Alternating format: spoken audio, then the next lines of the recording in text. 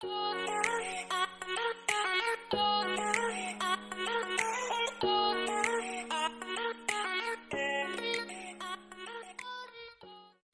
guys! Welcome na naman po sa ating YouTube channel. Ayan, for today's content, magre-review na naman po tayo ng isang produkto which is NWOW Tiki 10 or pamilyar naman po kayo sa NWOW Turtle King. May iba't iba po siyang kulay. Mayroong red, black, and kulay white.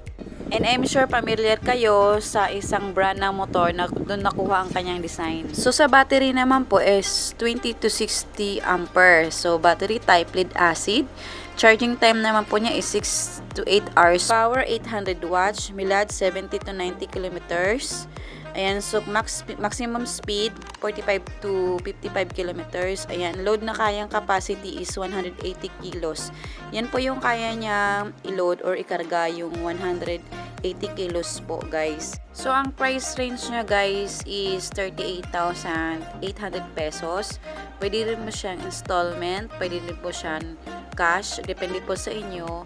Ayan, so avail na po kayo sa mga pinakamalapit na NWOW branches nationwide. Ayan, so please don't forget to subscribe, hit the notification bell para kayo updated sa aking panibagong videos na i-upload. Thank you guys!